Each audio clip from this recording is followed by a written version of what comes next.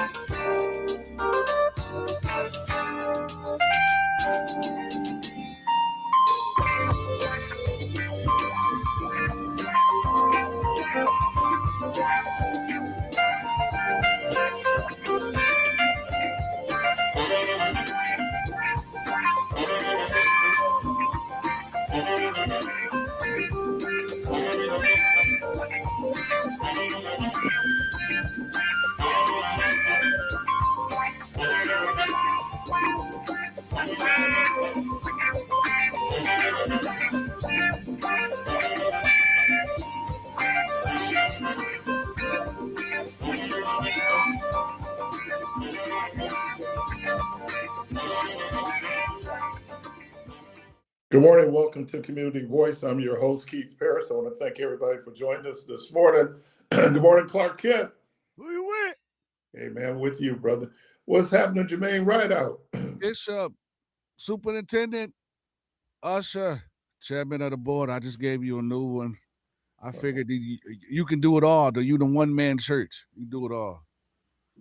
Hey, man, I see your pastoral office is looking mighty fine there, brother. Well, we don't see the whole picture. What you said? He You don't said, see the whole back of your picture. Your picture is like kind of the back. Your picture hanging behind you, Yeah, what's wrong with it? kind of crooked. he said your picture.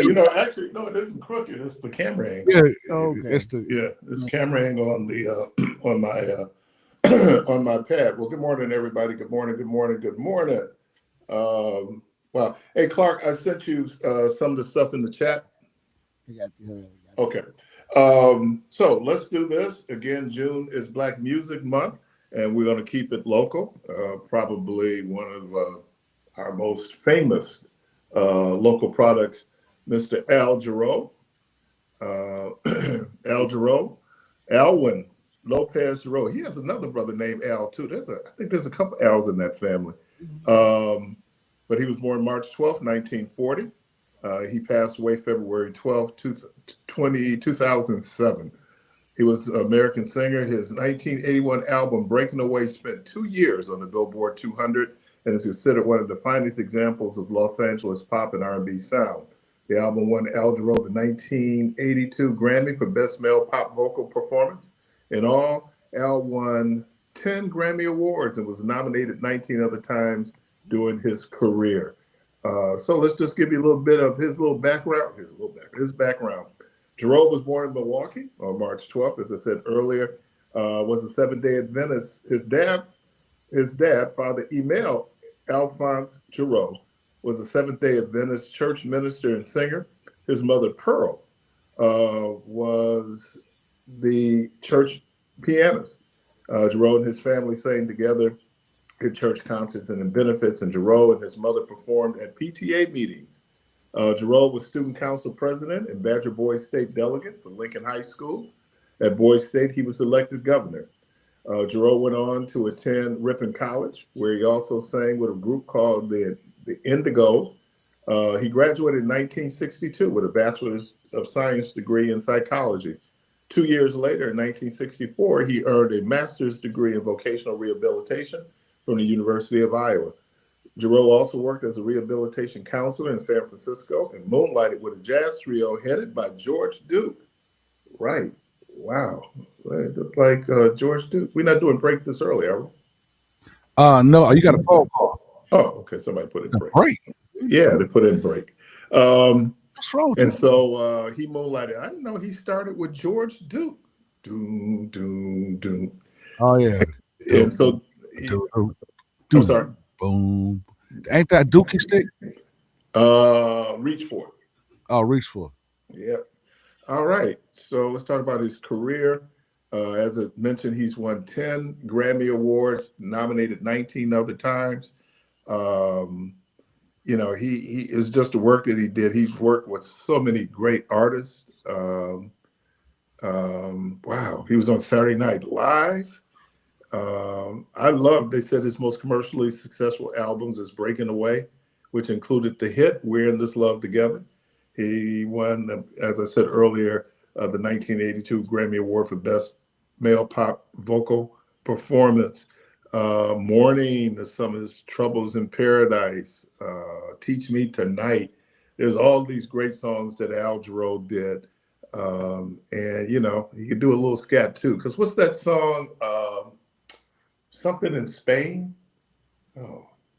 But he really does that. So, again, our spotlight artist today is Mr. Al Jarreau, Milwaukee's own. Lincoln County, go, go, go. Looks like he played a little ball because there's a picture I saw out there where he's playing at Ripon College. So Al Jarreau. Did you all get the picture? There we go. Look, there he is. All right, look at that, man. Al Jarreau. I worked with his sister-in-law for many years down at Milwaukee County. So Mr. Al Jarreau. All right, caller, welcome to the program. Good morning. Good morning, Keith. I'd just like to know the session at North Division. This is this lady that rides the scooter. I'd like to make my transportation. So I'd like to know from 9:30 to what time? The doors open at 9:30. The actual forum is at 11. So how long does it last? My understanding goes from 11 to 12:30. Okay, thank you, sir. Have a great day. All right. All right, caller. Got another caller? No?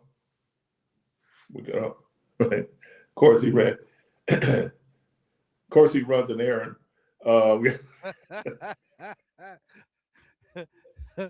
Well, you know what happened, Keith? It just seems like right when you get ready to come on the air, you got to do something. I get a word from the Lord. Amen. Is it like the brother who his wife got a word quick? Well, I mean, he did call back and said that He got a text though, right?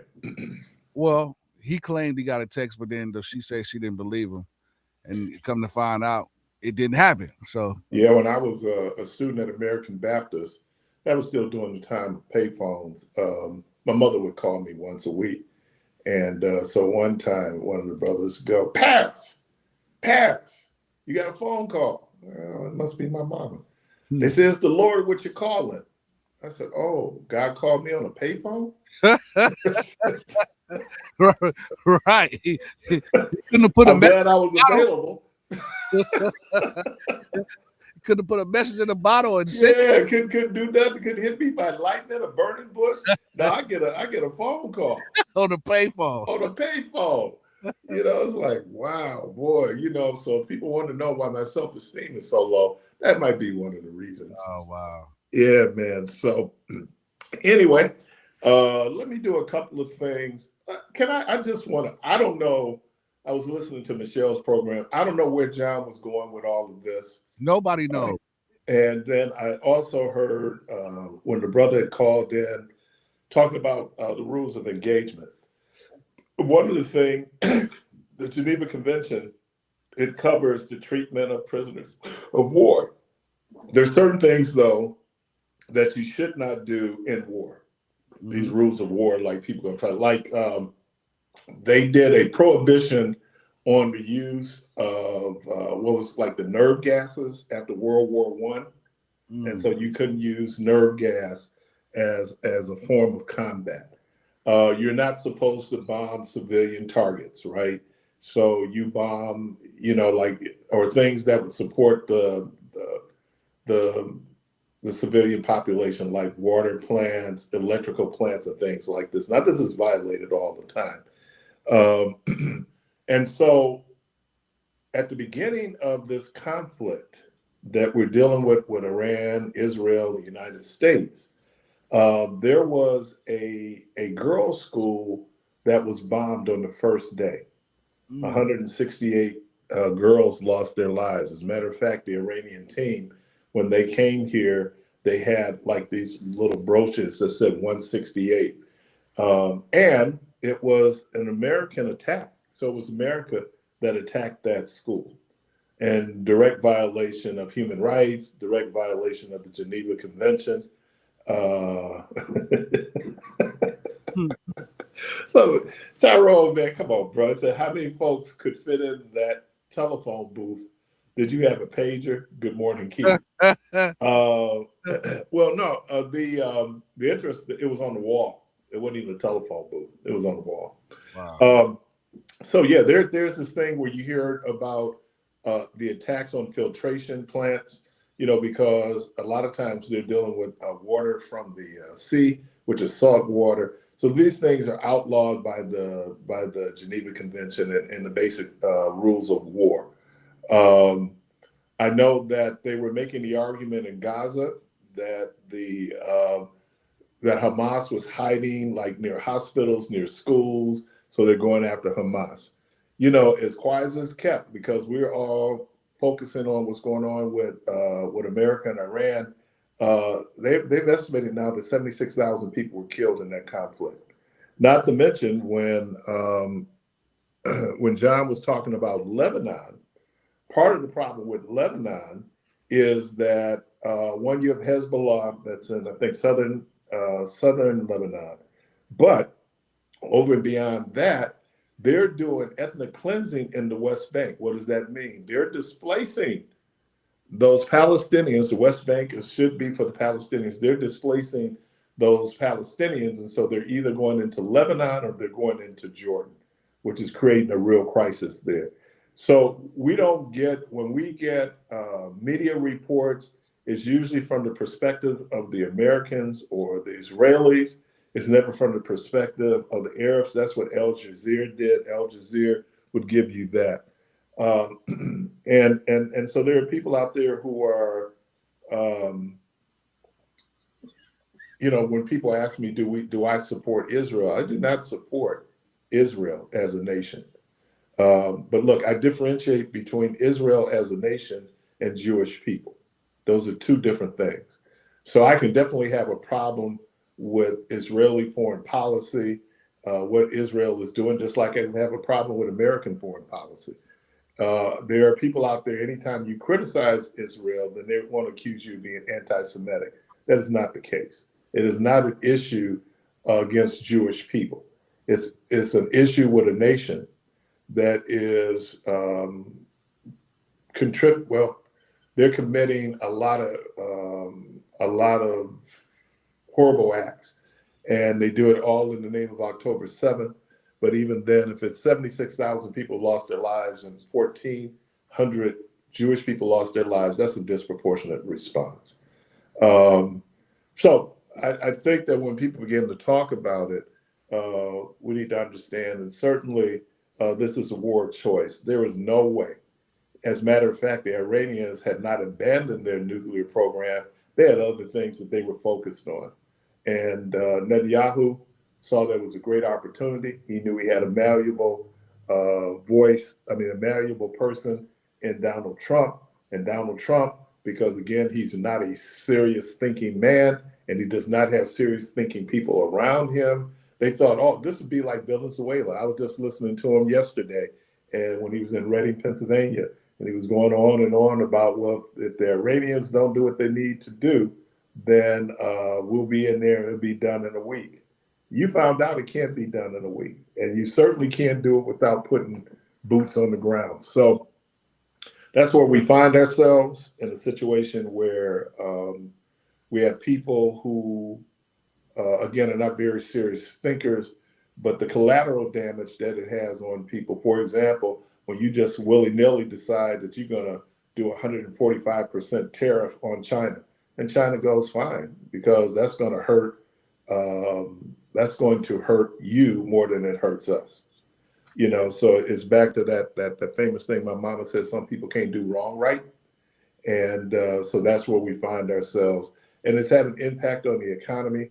You know, it's like dude gets up and starts talking, and I think he thinks he's so persuasive that you're not going to, or you're going to ignore what factually is happening, right?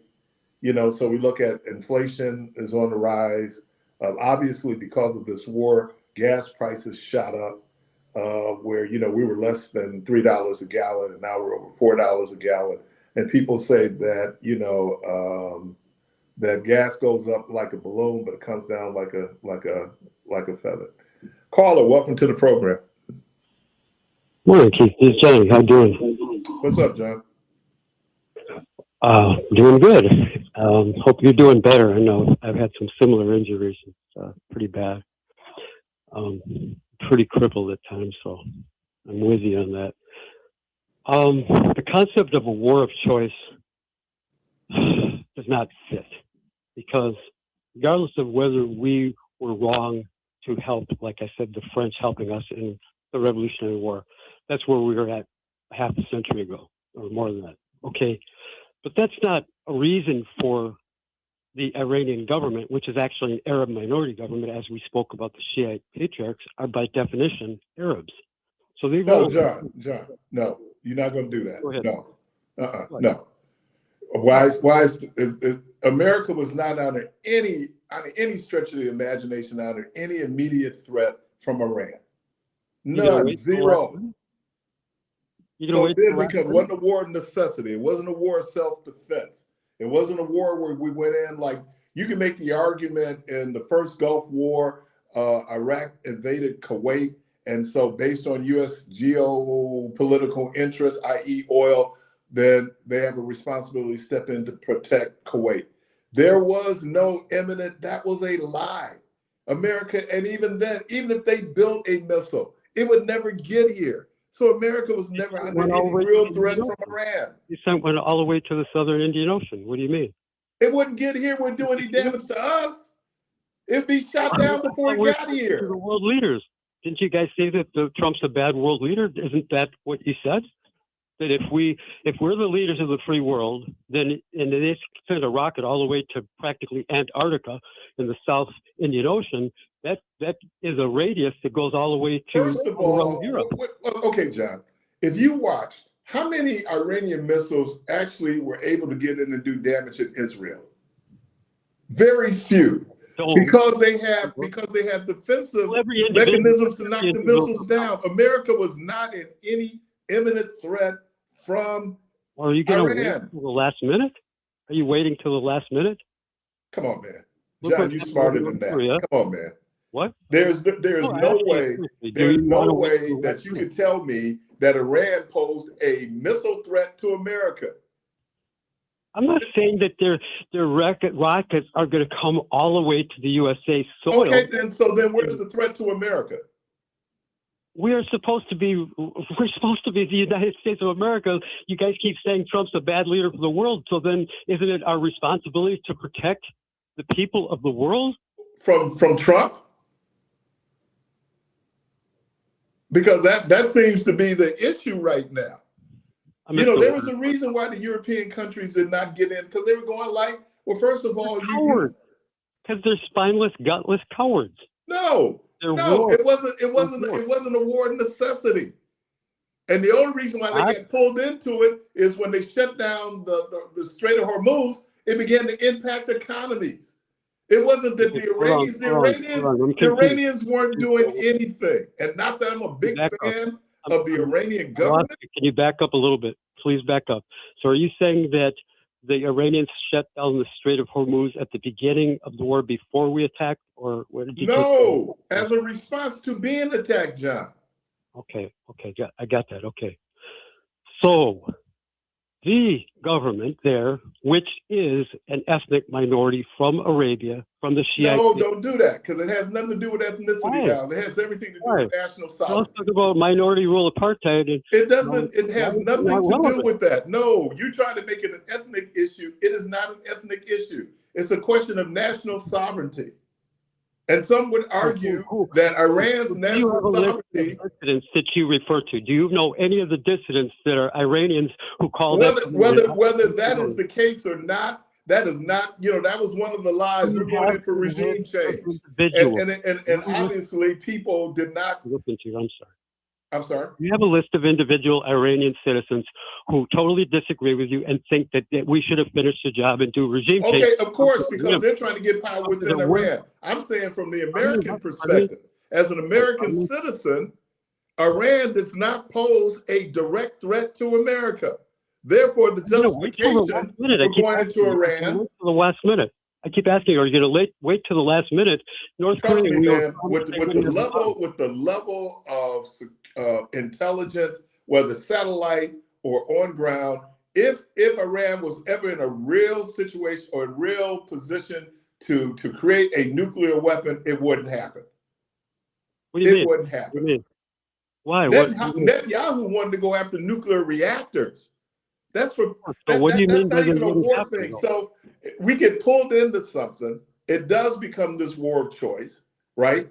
And then when you look at the collateral damage, the impact it's had on the world economy, not because of anything Iran did to anybody. War. All war has an impact. So what do you mean? That's the nature of war. That doesn't make war right just because all wars. World War II obviously had an impact. Okay, great. But that war, at least you could justify, because you could talk about Japan's aggression towards the United States, right? And then the United States having the we waited till the last moment. We waited till the last moment until Japan was strong enough. Do you really believe, John, do you really believe that Iran was in a position when we attacked that they would get at one missile to the United States? When Japan attacked Pearl Harbor? No, I'm asking you. When we began the bombing of Iran, was there any way? With Japan, sorry. Was there any way that the Iranians would be able to get a missile to do any kind of damage to the United States? I'm talking about where we are right now. The U.S. territory, of course not. Okay. Well, then why are we fighting? Because we're the leader of the free world. If we're the leader of the free world, there's other things out there we can do. If we're the leader of the free world, then we would restore the funding that went into AIDS prevention in Africa. If we're Okay, the I agree leader with of the those free statements. world, Yes, okay, we can make those statements. That's fine. There's all kinds of stuff like that that's debatable. Yes, okay, I agree with that. I That's think in cool. terms of you trying to say that we're leaders of the free world and there should be a good that we do, there's a lot of good that the Trump administration has either ended, underfunded, or ended the funding. And let's talk about the JCPOA. That what he's getting now is worse than the deal Obama had. It may be. You might be right, and the jury's out. So and then you what's might the be right. point of it? I'm willing to be critical. And I hope you're wrong. I hope you're wrong, and I don't know if you're wrong, because it may be that it's going to get worse. All right, man. Well, appreciate you, man. I'm up on a break. Hey, you're listening to Community Voice. Phone lines open 414-444-5250, 414-444-5250. We're going to take a break. We got callers. Man, they all went to sleep. Oh, okay. All right. Phone lines are open 414-444-5250. Quick break. We'll be right back.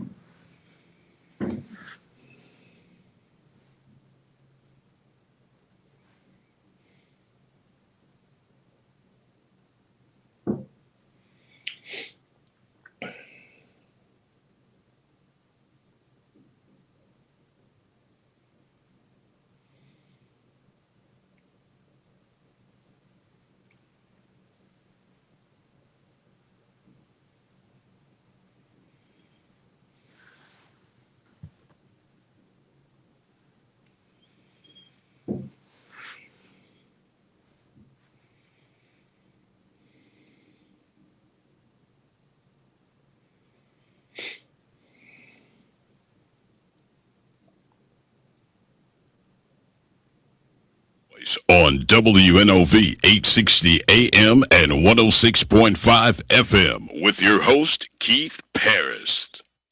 All right, welcome back.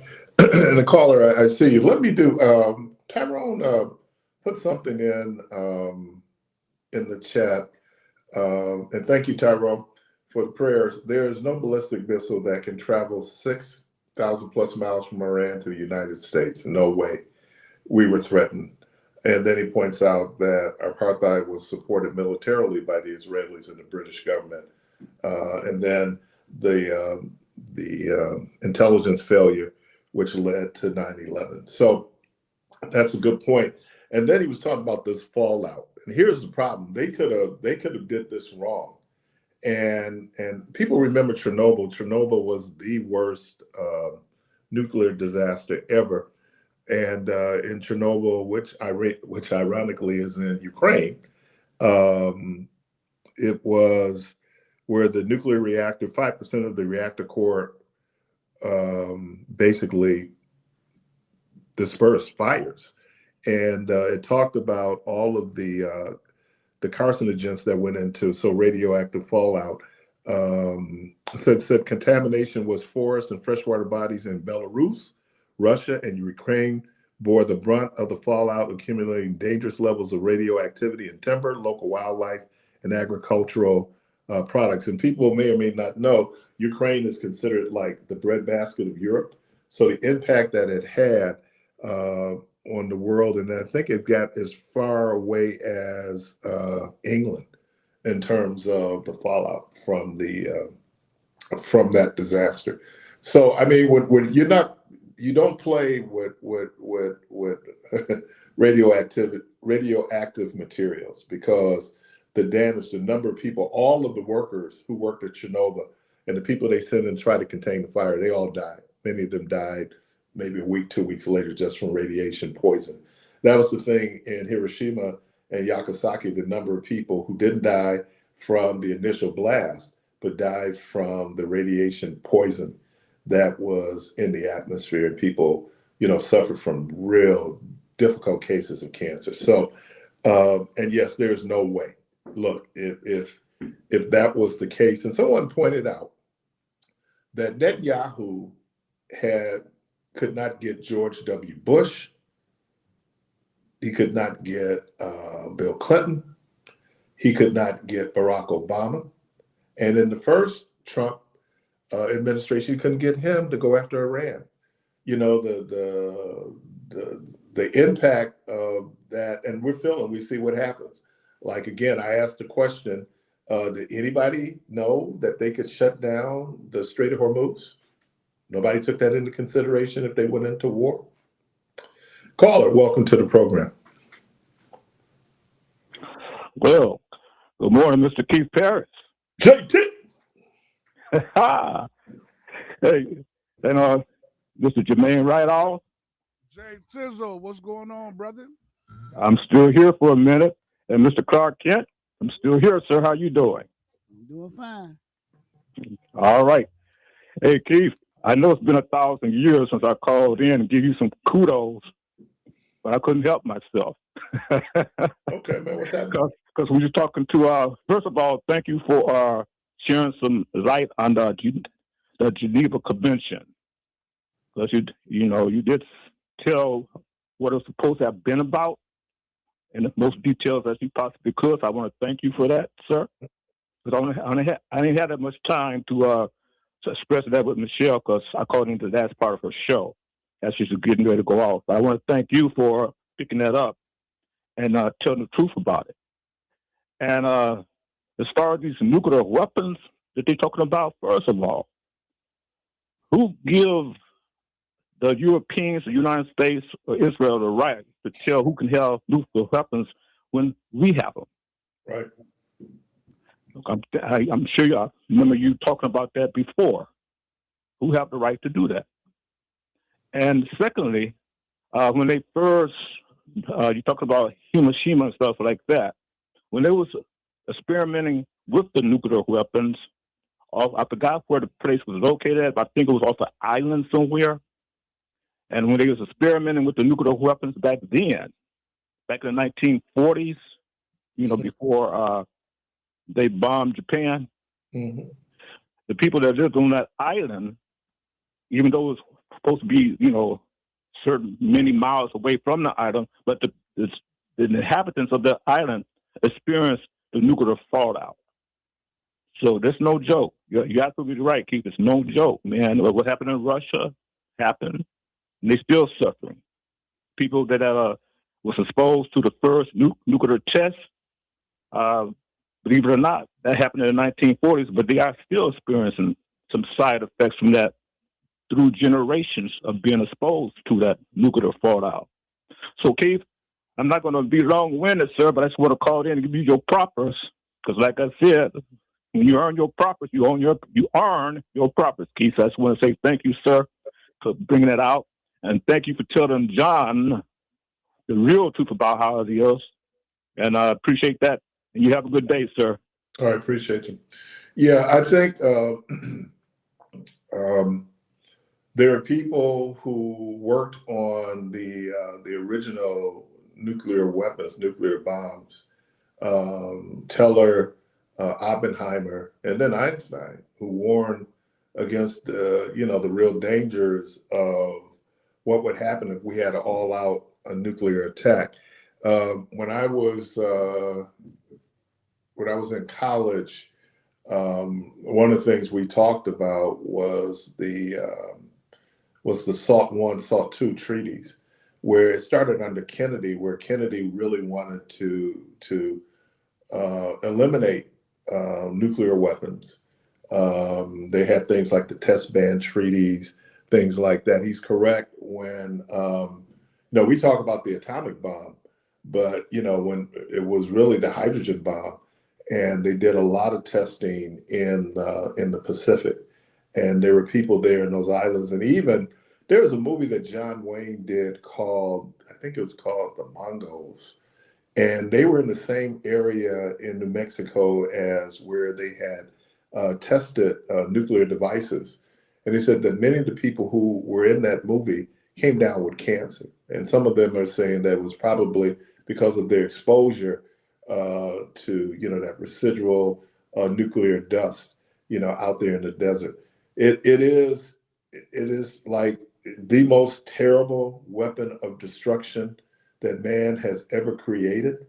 Thank God that people have not did that. You always hear there's something called MAD, which is mutually assured destructiveness. And what that means is that part of the whole SALT treaty was that in order to assure the threat, because the consequence would be so great, for the first time, you could actually target cities. And I don't know if you remember, I know people, JT and people like this can remember, we used to do civil defense drills where we used to go down into the basement of the school. A lot of those civil defense drills was a response to the possibility of a nuclear attack. And then, people in the 50s remembered learning in school, duck and cover. It wasn't going to matter. It wasn't going to matter. I mean, if once it hit, it just wasn't going to matter, because if the blast didn't kill you, the radiation would. So it's a horrible, horrible instrument of war. We hope that it'll never be used. just because of the long-term damage, where even now, Chernobyl is still inhabitable, right? In terms of folks around there, and they were able to salvage some of it. It was the world's largest nuclear reactor, but that's, yeah, you don't want to see that. And I can remember we would hear that once Russia launched a missile, we had 27 minutes. 27 minutes. Now with different types of technology, the ability now to be able to intercept some of these missiles, but some of them might get through. And so to get to the point, and I don't know where people got this thing again, the Ayatollah, before he was assassinated, they hadn't really even restarted the nuclear piece. Here's the other thing: if you go in and you list and you say pull up, just Google who has nuclear weapons, you may or may not see a mention to Israel. You may or may not see it injured, and then if it is, there's a little asterisk there, because many in the Middle East believe that Israel has nuclear weapons, and the justification of that is that they're this island in this sea of hostility. So yeah, Netanyahu, for whatever reasons, thought that it would be a good idea. He had a willing partner in Donald Trump, but now people are kind of looking, going like, oh. And then Netanyahu, who I think is up for election in the fall, he wanted to be a wartime prime minister, which makes it even more difficult for people then to justify, removing him from office.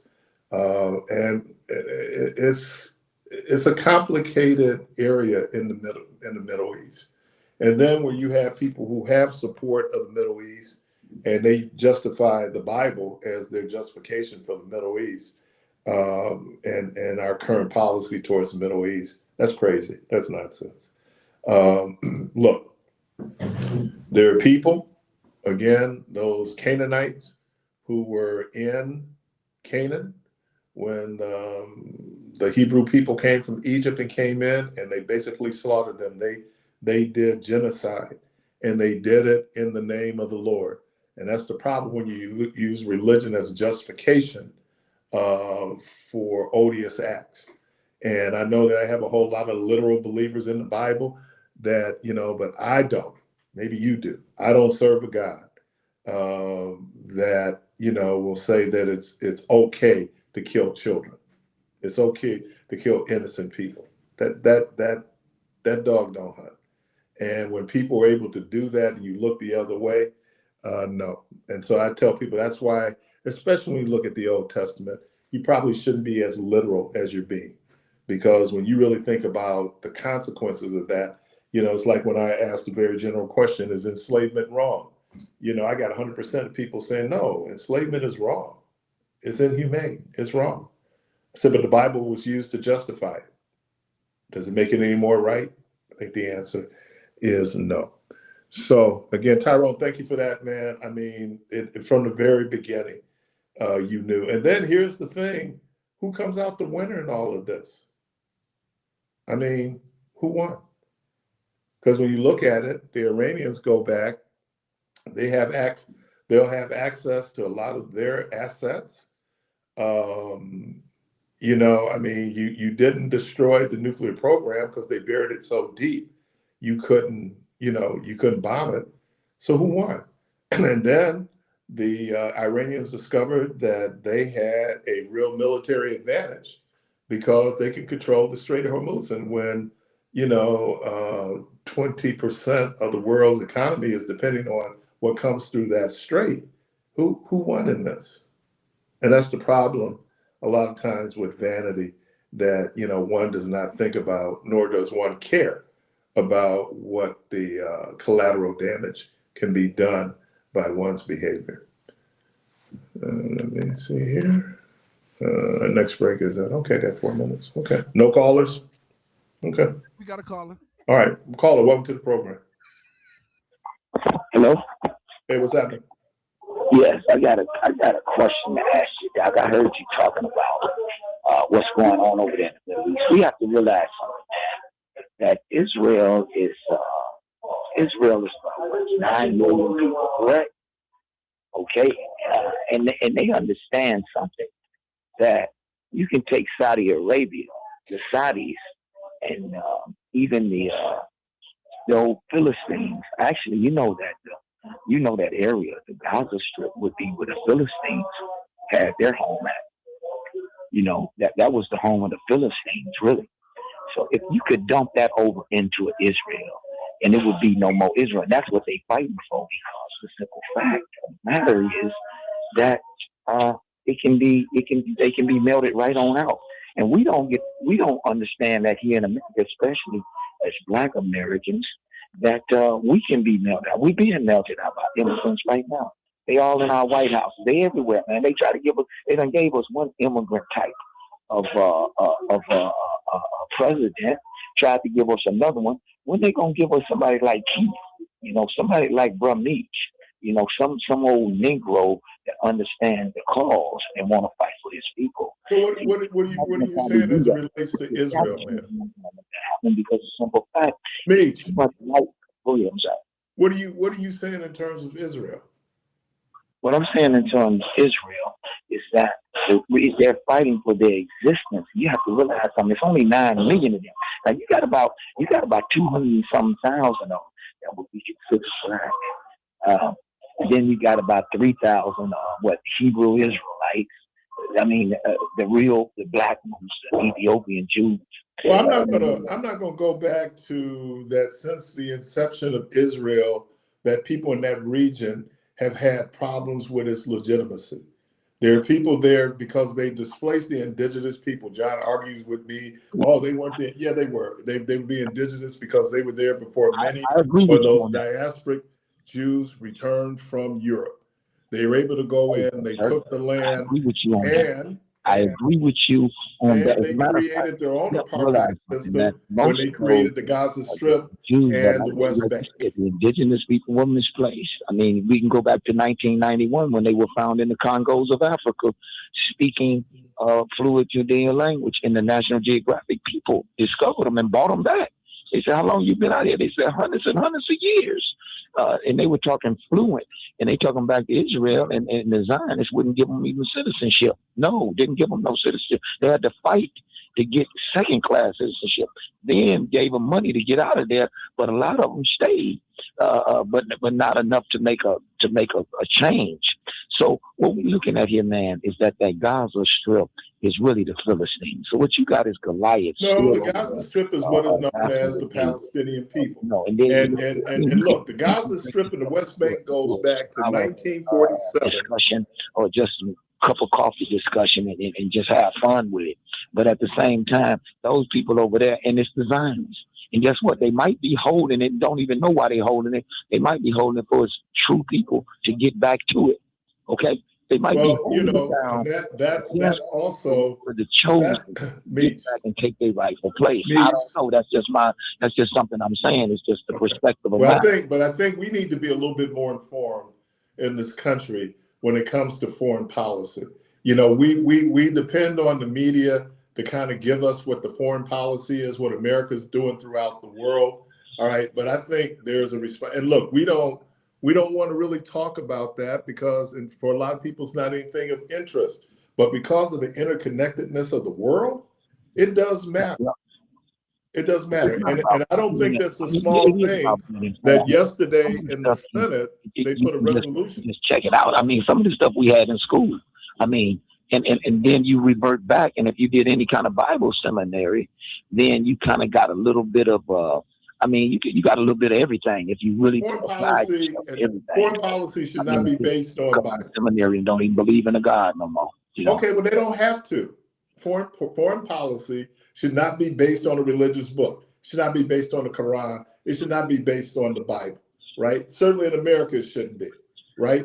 So when people... Why shouldn't it be in America? It shouldn't be. You don't use the Bible. The Bible doesn't really address these complicated, geopolitical issues that we face in the world. Hello? I think Yeah, I'm listening to you. I had to mute for a minute. I didn't want people in my background.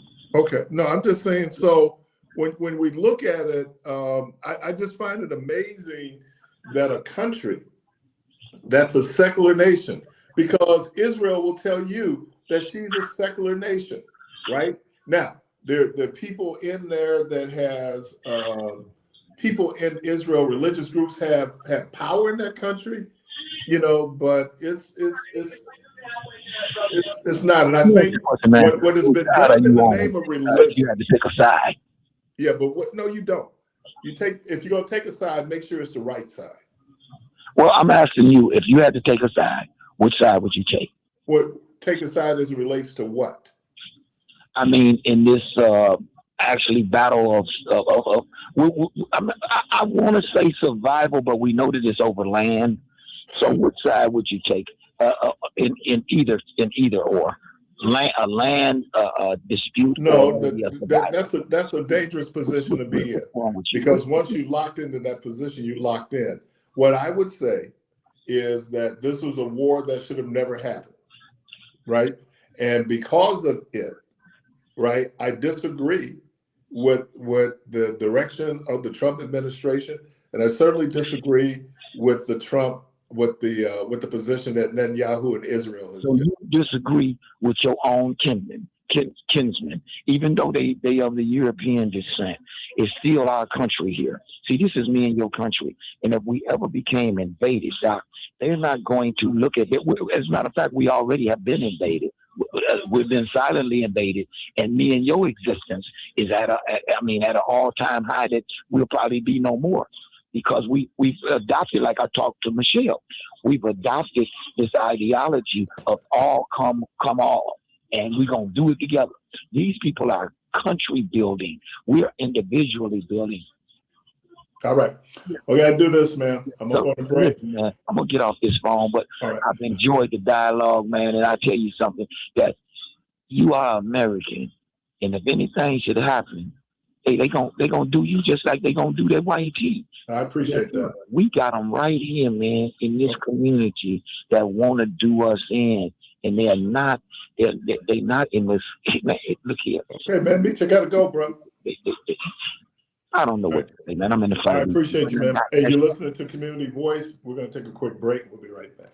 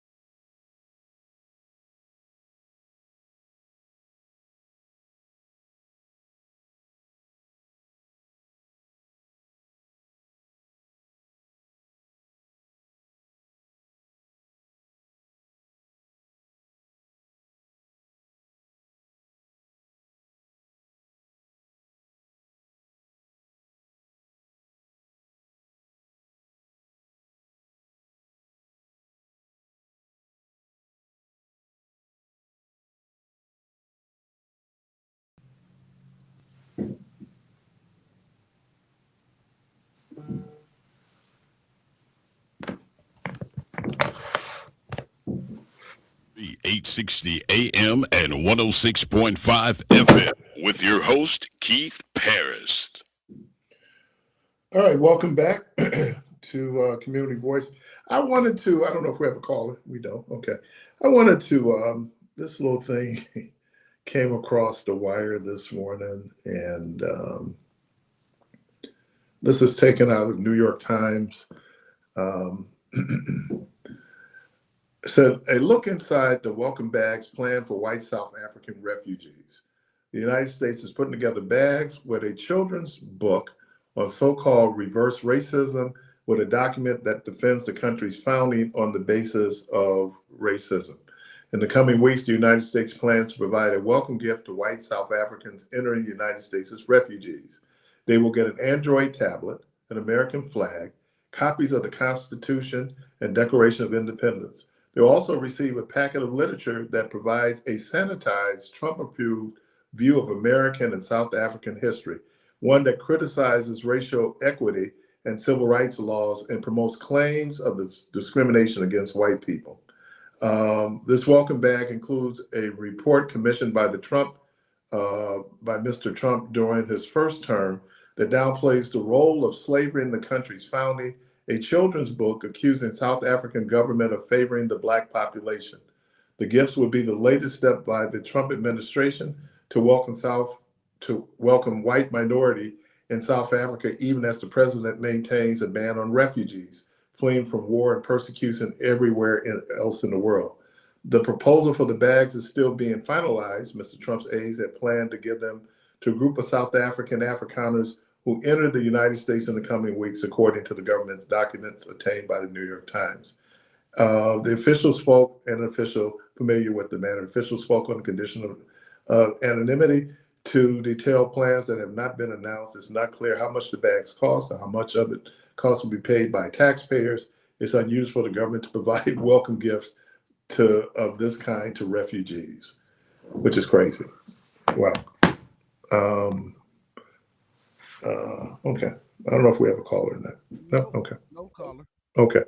So, and that project they're talking about, I don't know if people are familiar with, I always get her name wrong, Hannah Jones, the 1619 Project, which was a work commissioned by the New York Times. It's a compilation of writings. Hannah Nicole Jones is a compilation of writings on America, and specifically around the issue of slavery. And during the first Trump administration, they did something called the 1776 Project.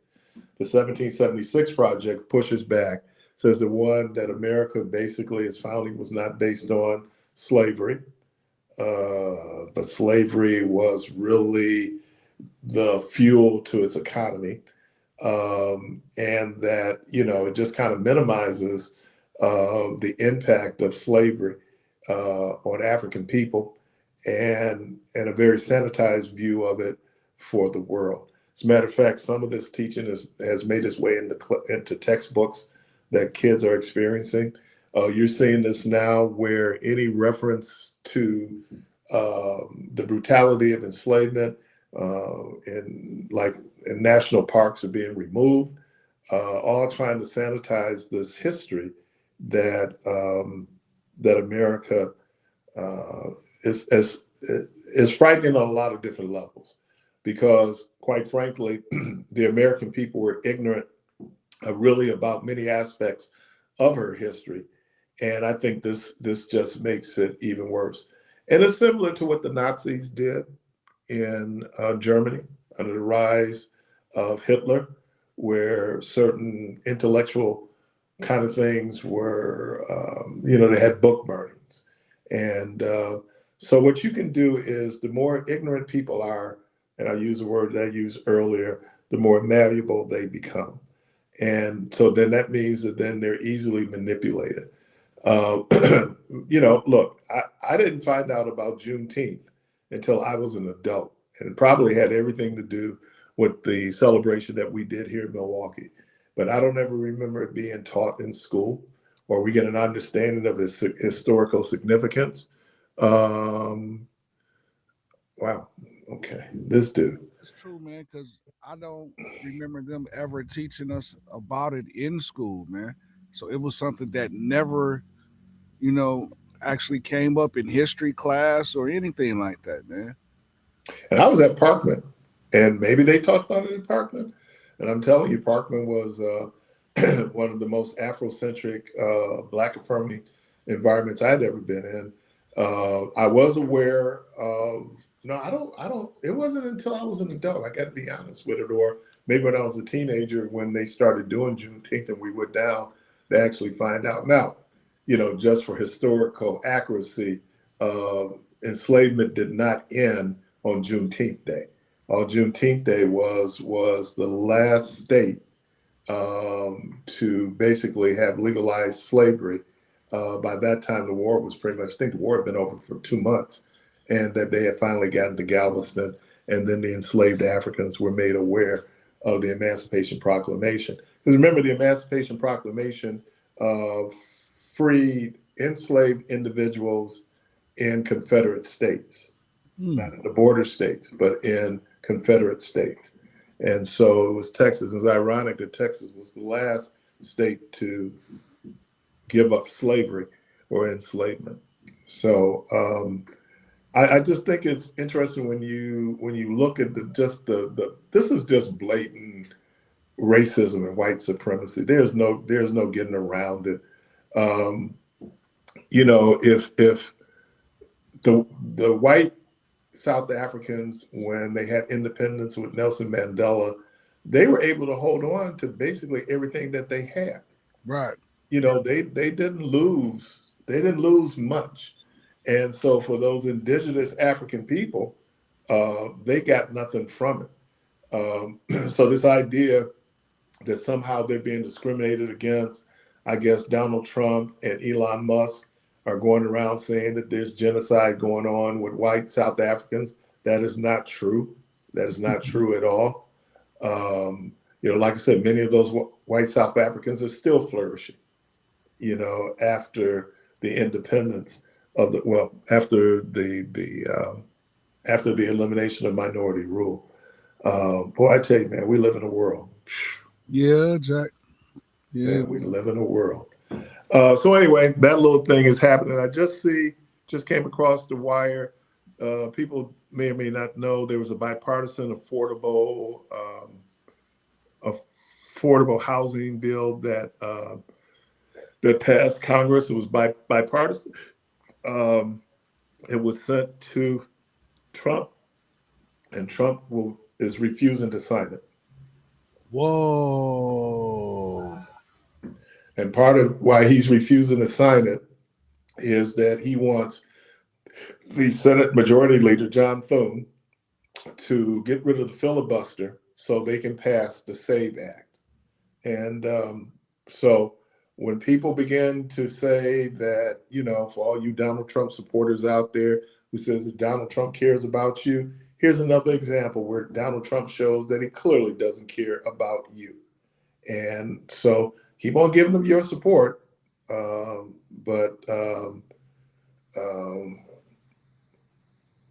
Someone said even after the Emancipation Proclamation in Galveston, Texas, there were those slaves who decided to stay. Okay. Well, where else could they go? That was the piece about the whole ending of enslavement. That idea of 40 acres and a mule, like one should be able to take care of themselves. And they had no problems giving people land out in Oklahoma, but they had problems giving former enslaved individuals land, because in most instances, people will tell you that land is power. And so you could have had where then Black folks could have been self-sufficient, but that wasn't the case. And then when we find out that there were plantation owners who were compensated by the government for the loss of slaves, because the government still looked at enslaved Africans as property. Wow. That's crazy. So, man, when you there's a reason probably why people don't want to have just a true history out there, because then you always hear people today say, well, my folks didn't own slaves. I got that. The majority of people who fought for the Confederacy did not own slaves. Right, absolutely. And in many instances, prior to the war and after the Civil War, they lived as badly economically and materially as former enslaved Africans. Okay? So, yeah, they fought for something, maybe more of racial identity, cultural identity, but it certainly wasn't where they benefited from enslavement directly. Those were the plantation owners, and those plantation owners who survived were then compensated, for the idea of freeing slaves. Now, isn't that interesting that they would get, in effect, what would be reparations, but enslaved Africans still, or descendants of enslaved Africans, still cannot get reparations? White supremacy is real. White supremacy is real. 414-444-5250, 444-444-5250. You really want to have these kumbaya moments, but it's real difficult, man. And when I hear people always say, well, we need to have this conversation about race, if it does not lead to some tangible answer, it's just words. It's just talking. It's just making people feel a little emotionally better. But materially, we're still in the same situation that we're in. I know somebody was talking, I don't know if it was, who was earlier, talking about this whole idea of integration. And thank you, Michelle, yesterday for giving us the background on where that whole thing of, white people's ice is colder. I appreciate that because, the mind piece that goes on here in America is just amazing. And a lot of times it's we do self-inflicted damage. We do self-inflicted damage. I just sit up here and just a moment to exhale. I was very, and this is just nuts. This is the world we live in. The fact that we didn't have any major drama attached to Juneteenth, you have this sigh of relief. But then I saw a news report from Chicago where somebody rolled up at a Juneteenth celebration and just opened fire on people. Yeah, I saw that, man. I just don't understand it, man. I don't understand it. Like, even here, we had a great Juneteenth. There was no drama during the Juneteenth celebration. However, afterwards, when it was time for the people to go home, it was almost like a teen takeover on steroids, man. Police was running around, they chasing. Where was this? This was here in Milwaukee after Juneteenth. Where? On 6th and Center, a young man got shot right there by the park, by Rose Park. They was running through the park. They was fighting, hiding behind police cars. It was just, man, it was chaotic, man. They got the video. This year? Yes, sir. Unbelievable. Wow. Unbelievable, man. Like, we had a great Juneteenth. There was no fighting. There was no issues or anything like that. But as soon as it was over, you have a bunch of young people that was clowning. And I'm looking at the video like, come on, parents. Like, some of these kids are really true troublemakers. But some of these kids are followers. And they just going along with the game because it's hee ha ha and we laughing. And it's peer pressure. A lot of this is peer pressure because you had people on the video. It was a young lady trying to tell her friend, girl, come on. They're asking you to move. Come on. She started talking crazy to the cop. Yeah. So he asked her, why are you being disrespectful? Yeah. F. Yeah. They pushing her. No, girl, go on. Get out the way. It's just, I don't know, Keith, man. I don't get it, man. I don't get it. All right. Caller, welcome to the program. Good morning. Talking about the things of racism, and when you suffered it yourself, myself back in the 90s, I stayed in Saltville, and all of a sudden they painted the dog black and put a noose around the neck and put a note on it and said, "Nigger, go home." And so I bought me a house back in Milwaukee and moved back here. Then I worked in Tulsa, the Duco, and there was a white guy said, "Hey, this nigger doing decal, and they've been here 2 months, and I've been here 2 years." My supervisor asked me not to say anything. A couple weeks later, they called me in the office, and they offered me a parting check, to lead a company, a severance pay. And then I stayed in Tulsa, and I went through a lot, and I moved back into the inner city area so that I didn't have to suffer that kind of problems. My dad went through it. Him and his dad in the South. My dad moved to the North, so we didn't have to go through the Jim Crow law. White folks coming down the street, you keep your head down. If there's a puddle in the street, you had to walk and let them continue to walk towards you. You keep your head down.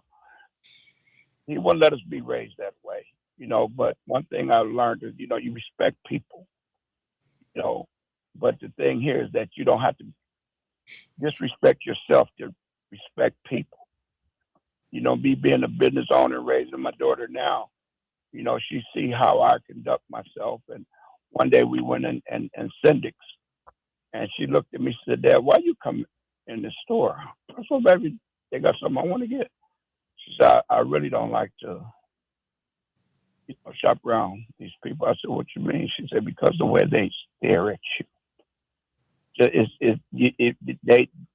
It's like they're afraid of you." She's 15 years old. And it's bad when young youth see this. They see the things we drive, and we pull up in places and they looking at us all crazy because, you could tell somebody who got a little something. It's just not cool for us to have to go through these things. We already was mistreated. Slaves, given a blank check with a zero balance, have to start from nothing. And then when you make something of yourself, you still have to go through it. God bless you guys. I appreciate you, man. Zebra S3N says, "My father's family is from Texas. They were part of the Slocum Massacre in 1910, which then they relocated from Katy to Palestine, Texas." It's amazing. And I know people don't like hearing this, but, it wasn't just us. It wasn't just us. You have indigenous people. You have, as Ray Mendoza points out, the Chicanos. It's this white supremacy, this Euro supremacy thing is real. And, it's one thing if you have private prejudices, that we all do. That's not the issue. The issue is when those things become policies or practice, or they have impact on our existence. It becomes very disheartening. It is based in materialism. One of the things that you would always hear when they talk to poor whites in the South was, "Well, at least you're not a nigger, but you're still hungry. Your kids are still undereducated, right? You're still dealing with all those social ills, and though you might not be a nigger, you living like niggas are living." And I put that in quotations in terms of how Black people were living.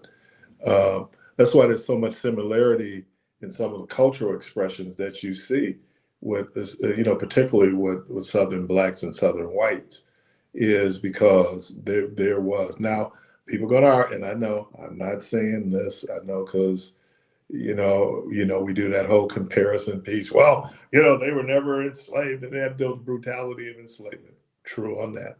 True that. That's real. But I'm saying post enslavement, right? When you think about what those men, like I said, the overwhelming majority of men who fought in the Civil War for the Confederacy did not own slaves, right? Now, if you go to places like, and you can look it up, where they talk about the draft riots during the Civil War in New York, where the Irish didn't see themselves going to fight to free black people. And boy, if you look at Europe, no one was treated as badly in the British Empire than the Irish. I mean, really. So it's deep. It says a whole lot about human beings. My message Sunday is really about peace and conflict. But man, I'm just telling you, we live in a world where there's a whole lot. There's a whole lot. So, all right. You're listening to Community Voice. We're going to take a quick break, and we'll be right back.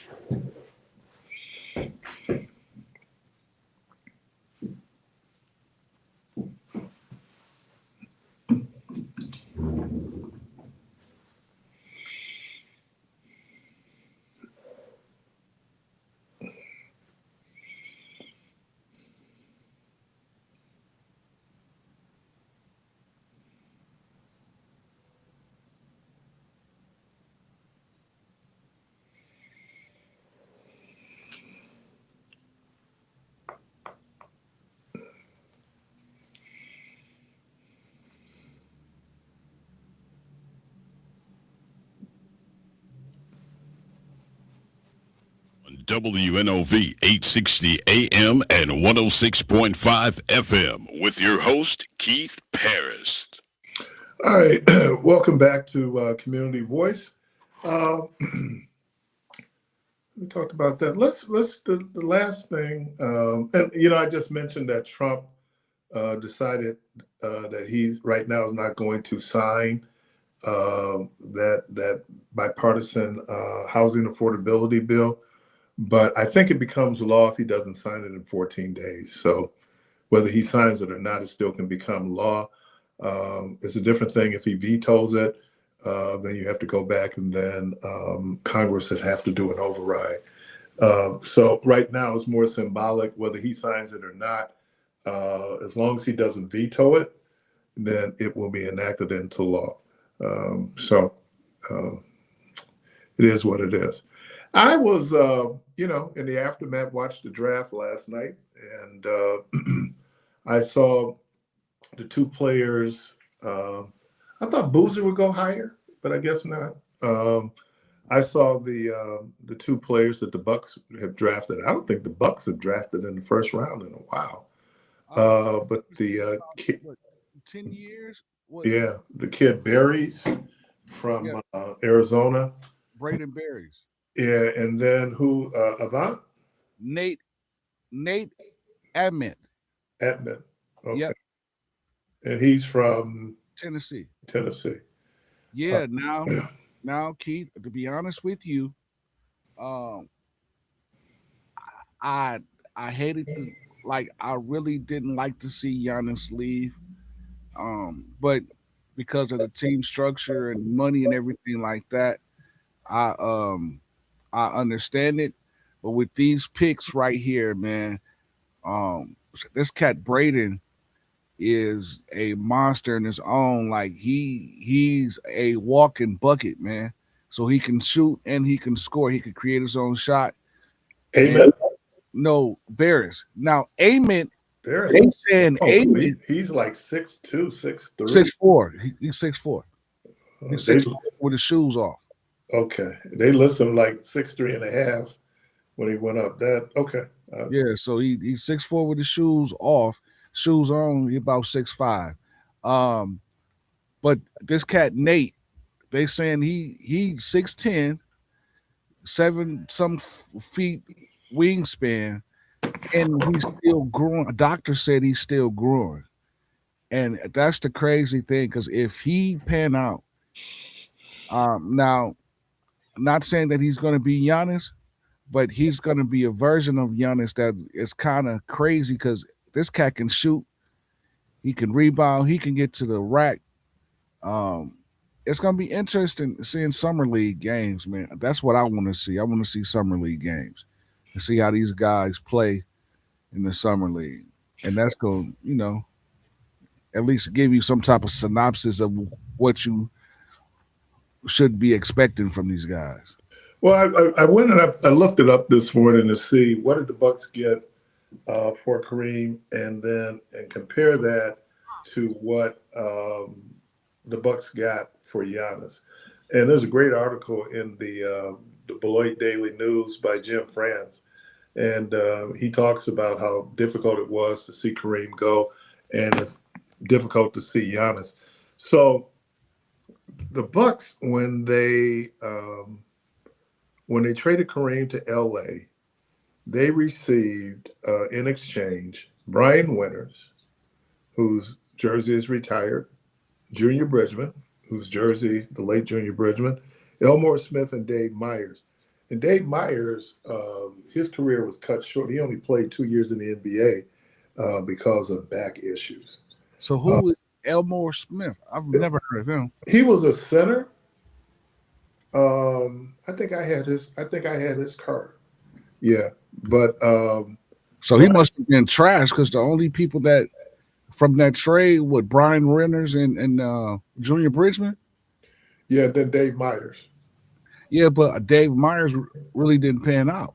Yeah, because he had the injuries. Yeah, he had a severe back injury. He only played 2 years in the NBA. So from that trade, it looks like LA got the better. Oh, he got Kareem. Well, yeah, I mean, though, you would think since we got Junior Bridgman back and he's a Hall of Famer, he just No, didn't. he's not a Hall of Famer. Oh, he's not a Hall of Famer? No, his jersey's been retired by the Bucks. He's not. The only Bucks Hall of Famers is Kareem, Oscar, Bobby Dandridge. Wow. Now, I know that they're talking about Marcus Johnson, possibly, but those are the three Hall of Famers that, had a significant time with the Bucks. So you think Marcus? And wait a minute, hold on. No. Who's my other guy? Alex English? Is he in the Hall of Fame? Alex English that played for Denver? Yeah, he played for the Bucks. Oh, he played for the Bucks too? Yep. Alex English. I remember Alex English. Is this the same one that played with Denver? Yeah. Oh wow, I didn't know he played for me. Yeah, he got drafted by the Bucks in 1976. Really? Yep. Yeah, he played for the Bucks from 76 to 78. And let's see if he's in the Hall of Fame. I don't know if he's in the Hall of Fame. Yep, he's in the Hall of Fame. So why did we trade him? Because Alex English was a monster when he got to Denver. Yeah, let's see. See who we traded him for. Because he got traded to the Indiana Pacers. And then Indiana traded him? He played for them, and then he played for Denver. And then he played for the Mavericks. Wow. Trying to see who did the Bucks get in their trade. Trade for Alex English. Oh, Bob Lanier, right?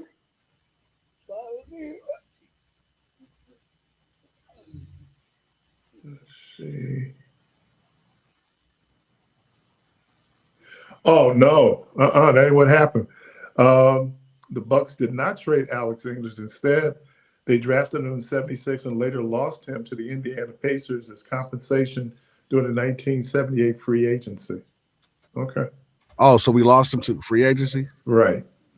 But Bob Lanier, right? He's Hall of Fame. Yeah. Yeah. So caller. Okay. Caller, welcome to the program. Caller. Yes, sir.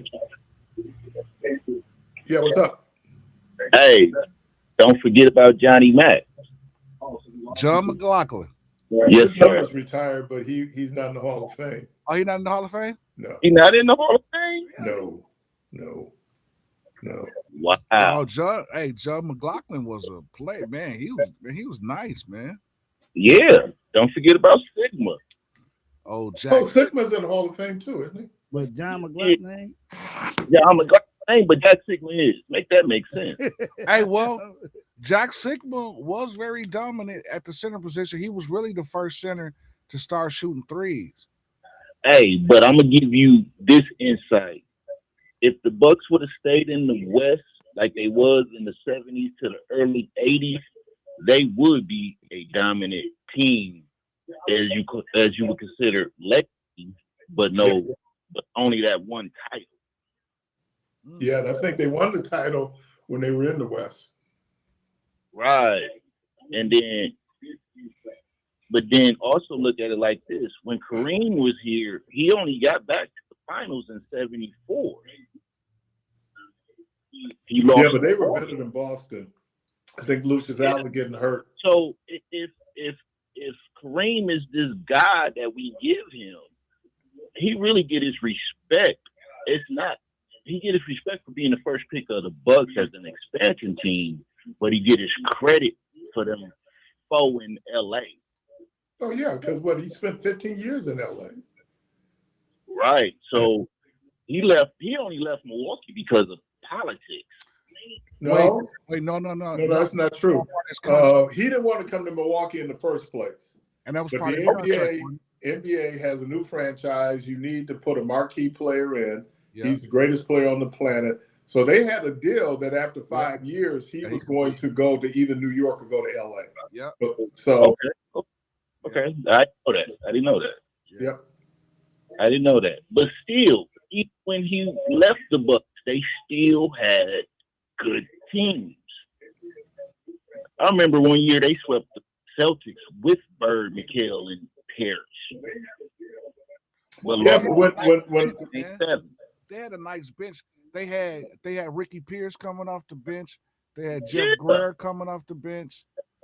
The Bucks fell off when they lost their coach. I'm gonna put it right there. I think they were just better teams. I think the Celtics were a better team during that period. The Lakers were a better team during that period. Okay, true. Philadelphia was a better team during that period. And all you have to do is look at the Hall of Famers on those teams. You know, I think the only Hall of let's look. Sidney Moncrief is in the Hall of Fame, right? Sidney Moncrief, Yeah. Right. If you break down those Sixers teams, they got a lot of them players. Okay, you get Dr. J through the ABA. A lot of people don't know. Dr. J chose to go to the ABA instead of coming to the Bucks. That's who drafted him. Yeah, but he wouldn't have been eligible to play with the Bucks because he left as an underclassman. I think he left after either his sophomore year or junior year at UMass. The rules was different then. But if you could have seen Kareem and Dr. J on the same team back then, who would we be talking about?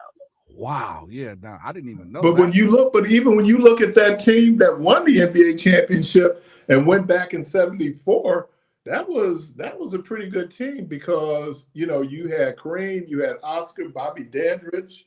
It was a decent team. It was a decent team, but it go back to what I said. You go to the coach. You go from Mr. C down to Don. Once Dale Harris left, everything else just the boat just. But you know what? Oscar Robertson couldn't stand Don Costello. He thought he was a racist, and he couldn't stand him. And that was part of the tension that you had there, where Oscar, and then Oscar just didn't like Milwaukee, and he certainly didn't like the Bucks organization. So there was many years Oscar wouldn't come back to Milwaukee. True. But them all good points. We all just said them all good points. So we can't look. You take that from 88 to about 90 something. Yeah, the Bucks was horrible, but they were still the Bucks. We still had love for them. Yeah, and I think a lot of franchises will deal with. You'll never see the '60 Celtics again. Right. You'll never see that. I mean, that I'm talking about every year you win in the championship, and then 9 out of 10 years. It's just like in college basketball. You'll never see that dominant UCLA team that starts with Mark Hazard and makes its way to Bill Walton. I don't think you'll ever see that again. And then if you look at it, look at them UCLA teams. Look at all them guys that's in the Hall of Fame. Oh yeah, that's what I'm saying. And then it made sense because you just had less colleges on that level.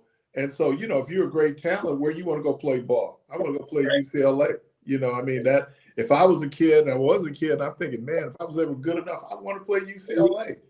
I mean, they I like going back to Gail Goodrich and Walt Hazzard and making their way down to that run they had ended up with Marcus Johnson. And I think Bill Walton could have been gone, but Bill Walton. So appreciate you, man. Yes, sir. All right, you listen to Community Voice. We're going to take a break. We'll be right back.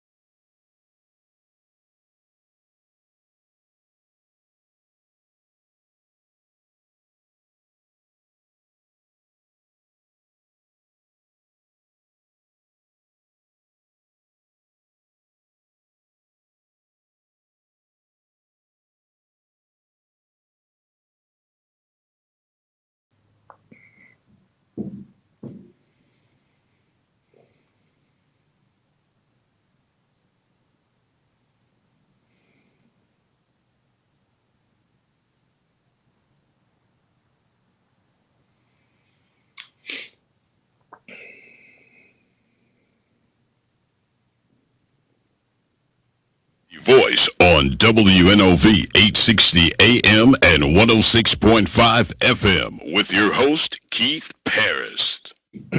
All right, welcome back.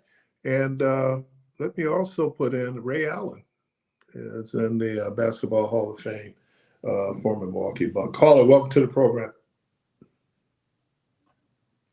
Good morning. Good morning. How are you? I'm good. My question is, what's your opinion? Who got the better deal? Did Miami get the better deal, or did the Bucks? I think Miami. I think Pat Riley got the better deal because I thought we were going to get Bam and the kid that won the slam dunk contest. Did where? Bam. I thought we were going to get Bam and the kid that won slam dunk contest, Johnson. I think they would have been giving up too much for Giannis to give up Bam. We gave up Giannis. Yeah, but I think they're at two different points in their career, just in terms of age. Yeah, I was hoping Bam too, but no, I don't know. My brother-in-law said that, you know, they don't have any help, so it'll just be Giannis and Bam, and then they're going to have to figure out how to coexist. At least this group that you have coming in, you don't necessarily have to have a ball-dominant player, you know, like both Giannis and Bam is. So I don't know. I'm looking at if Jacquez is as good as advertised and Tyler Hero can stay healthy, and with the draft picks, you know, that draft pick, I would say at this point, maybe Milwaukee. Well, I feel like we shouldn't have got rid of Giannis. Giannis was our Michael Jordan, and Milwaukee will never, ever see that again. Yeah, but, you know, we thought we'd never see anything close to Kareem, and then we got Giannis. 50 years later. Well, okay. 50 years later. Right, exactly. So we won't see that again. Maybe our grandkids will, but we won't see that again. Just like the Bulls are not going to see Michael Jordan, another Michael Jordan anytime soon, right? So, yeah. But we had him here. All he needed was some help. Well, we didn't have put any help around him. Well, we couldn't because I mean we was really trapped. So, you know, financially that we was trapped. So we weren't able to put players around them because, again, at that particular time we was paying 3 coaches. You have Damian Lillard contract, which we had stretched over the years, which then put us in the cap hole, and we couldn't go past the second tier. So they tried. That Damian Lillard trade was just in terms of impact it had on the franchise. That was a negative. That real negative impact. Now if he would have never got hurt, and if we would have got the Dame of old, then I'm sure that we would have had enough revenue, enough players, and actually made it back to the finals. But by Dame getting hurt and the pieces that we put around Giannis, what people have to understand is Giannis is ball dominant. So we had to put catch and shoot people around Giannis. So when Giannis went down, all you had was catch and shoot shooters and no scores. So nobody was able to create their shot. Like so Chris Middleton could. Yeah. So that's what put us in the bond. But we had to, because even with trading Chris Middleton, we had now. I don't think we should have traded Chris for Kyle Kuzma, because even though the contracts was big, Kyle Kuzma, they should trade him right now for a pack of cigarettes and a honey bun, because Kyle Kuzma is trash. Sister, do you notice though who has never come up in any trade talk? There you go. Here you go. I don't know if you listen regularly, sister, but if you notice that who never comes up in trade talks, I don't care who it is. He's going to get rid of Kyle Kuzma, but you ain't going to get rid of number 20. I don't understand. He's a shooter. He's a pure shooter. You do not want to get rid of your pure shooters, because now how the league is going, the NBA, all they do is come down and shoot threes and dunks. He's Paxton and Steve Kerr without Jordan, Pippen, and the rest of the team. That's basically what he is. And Well, I'm without gonna leave Jordan or with this. Pippen, I'm gonna leave with this. The Bucks should have never broke up that 21 championship team. in retrospect, you're right. Yeah, because it all started with the Drew thing. It all And now, you know, it would have been tough anyway because then, you know, Chris Middleton began to be injured more often. Yeah. You know, and maybe I'm just being overly sentimental when I look at that team and go like, oh, you shouldn't have broke them up, but they was breaking up anyway. Okay, well, fellas, have a good day. All right, thank you, dude.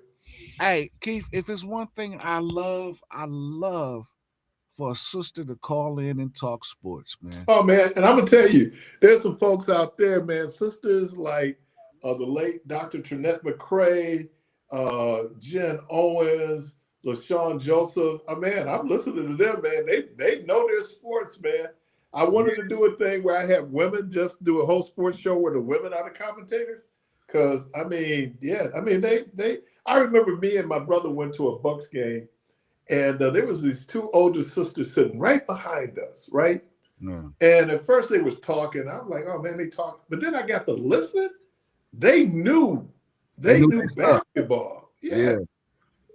Yeah, man. You know, man, I almost said to her, like, what you doing later on? Let me take you out to dinner.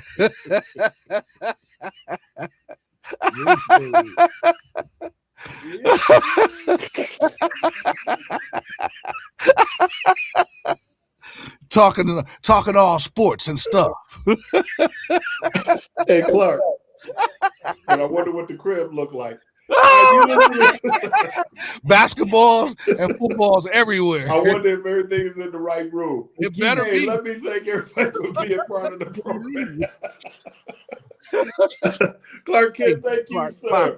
Jermaine Rouse, thank you. That boy just can't keep from getting in trouble.